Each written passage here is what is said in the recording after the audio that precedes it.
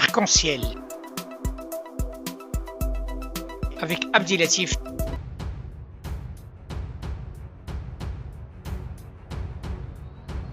L'info libre et crédible.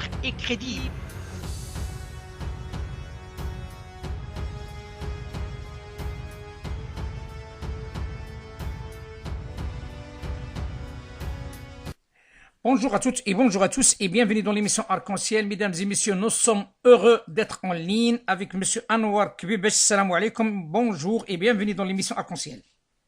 Alaykoum salam, rahmatullah. Merci pour l'invitation et je profite de l'occasion pour souhaiter Eid Mubarak Saïd à tous vos auditeurs et toutes vos auditrices. Écoutez, merci à vous aussi et à vos proches et à l'institution que vous représentez, notamment le Rassemblement des musulmans de France. Comme vous le savez, monsieur Anwar Kbibesh, ce dernier jour du mois de Ramadan, c'est un chargé d'informations et en même temps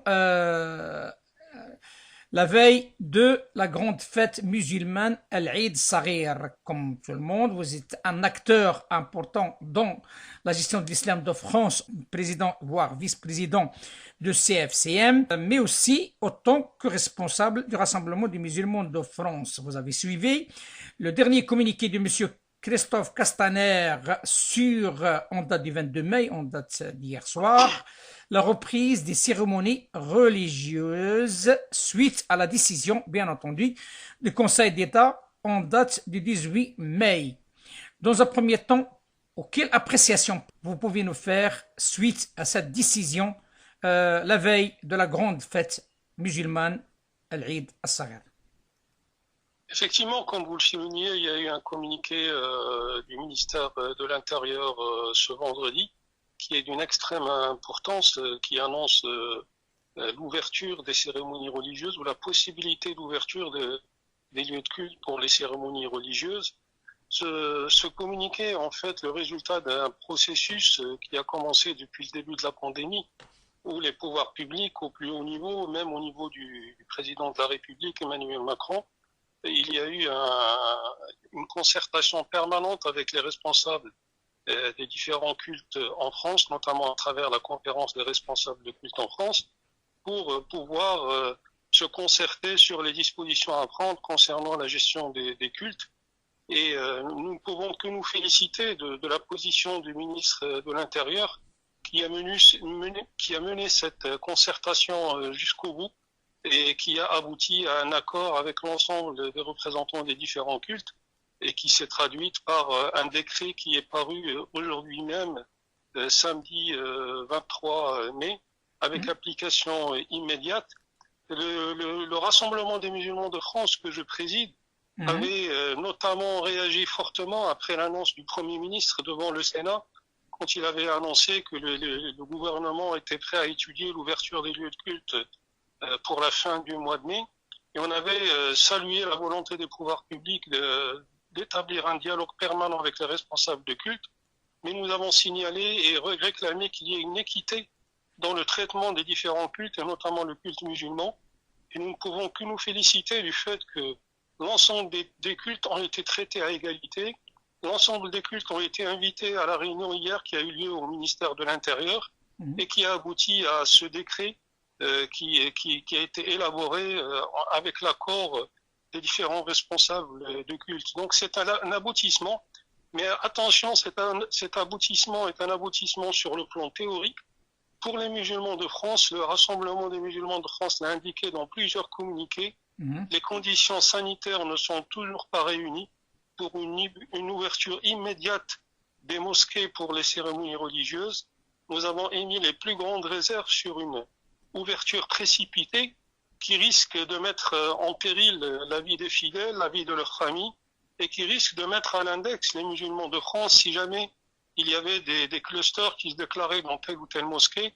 D'ailleurs, le Rassemblement des musulmans de France a envoyé depuis hier un message très fort à l'ensemble de ces mosquées, qui sont de l'ordre de 300 mosquées à travers toute la France, pour les inviter à ne pas ouvrir, à surtout ne pas ouvrir leur mosquée pour la prière de l'Aïd, sachant qu'on va sortir de près de 2 mois et demi de confinement, à un moment où les musulmans sont très contents de se retrouver entre eux, au moment de la prière de l'Aïd, et ces moments sont propices pour les embrassades, pour les accolades, et ceci est malheureusement contraire aux gestes barrières pour éviter que la pandémie se propage.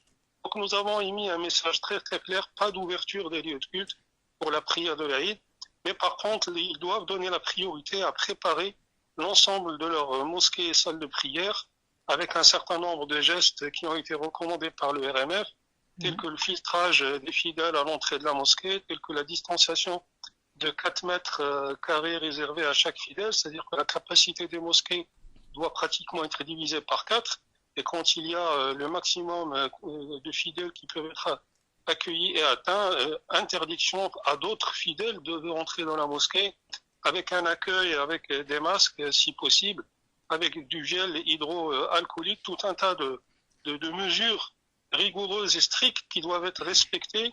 Et force est de constater que les mosquées de France ne sont pas encore prêtes pour mettre en œuvre immédiatement ces mesures. Bien entendu. Donc prudence.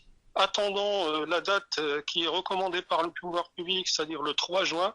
Ça nous laisse le temps de bien préparer les choses et d'aller vers une ouverture progressive et surtout pas maximale, une ouverture progressive des lieux de culte pour que tous les fidèles puissent être accueillis dans les meilleures conditions de sécurité sanitaire.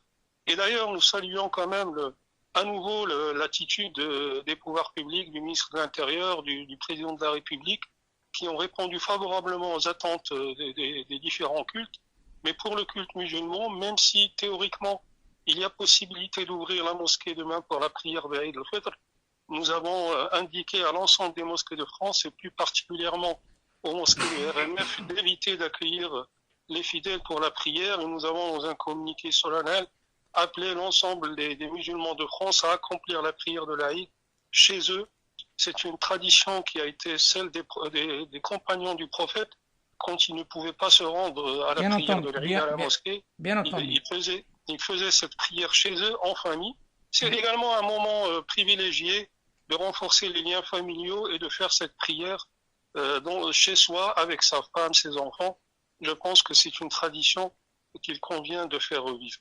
En tout cas, si j'ai bien compris, suite à cette intervention de votre part, c'est que le Rassemblement des musulmans de France appelle l'ensemble de ces mosquées de ne pas ouvrir demain pour la grande prière de la fin du mois de Ramadan, la prière de l'Eid al-Fitr.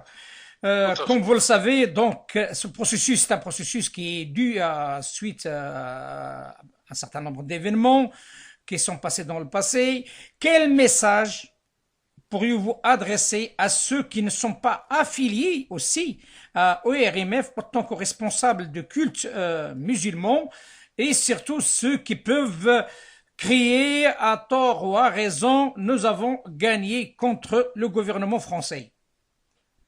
Non, je pense que les rapports entre les pouvoirs publics et les cultes dans une république sociale et laïque ne peuvent pas se traduire par un rapport de force ou par un bras de fer. C'est dans le cadre d'un dialogue constructif et une capacité d'écoute et d'entente et de dialogue qu'on peut trouver les meilleures solutions.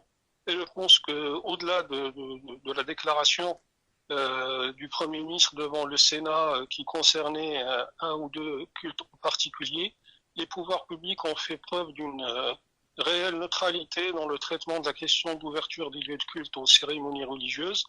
Et le RMF a appelé les pouvoirs publics à un dialogue constructif et dans l'équité et dans l'égalité. Le message a été entendu. Et aujourd'hui, nous ne pouvons que nous féliciter que les dispositions qui sont préconisées par le décret qui est apparu aujourd'hui s'adressent à tous les cultes sans exception. Exactement. Donc c'est exactement les mêmes conditions pour tous les cultes. Je pense que c'est dans ce dialogue constructif qu'on peut trouver les meilleures solutions et non dans un bras de fer et dans un rapport de force que certains voulaient installer. Écoutez, les choses sont claires. Eid Moubarak Saïd à vous et à vos proches et à l'ensemble des RMF. Monsieur Anouar Kibibesh, le président du Rassemblement des musulmans de France, merci infiniment de cette brève intervention. Je serai heureux d'ici peu de vous inviter aussi, comme je l'ai donné la promesse à d'autres responsables du culte musulman, pour une thématique qui me tient à cœur, qui peut être utile pour la suite de la gestion de l'islam. Quelles leçons à retenir après le déconfinement total sur la gestion du culte musulman? Monsieur Anwar Koubibesh, je vous dis à très bientôt. Barakallahu fik, merci beaucoup et à très bientôt. Et ça sera avec plaisir de rediscuter du thème que vous proposez. Wa kullu aam wa antum bi khair. Barakallah.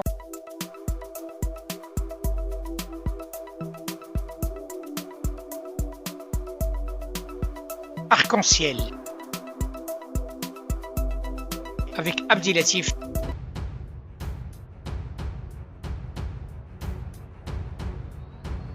L'info libre et crédible.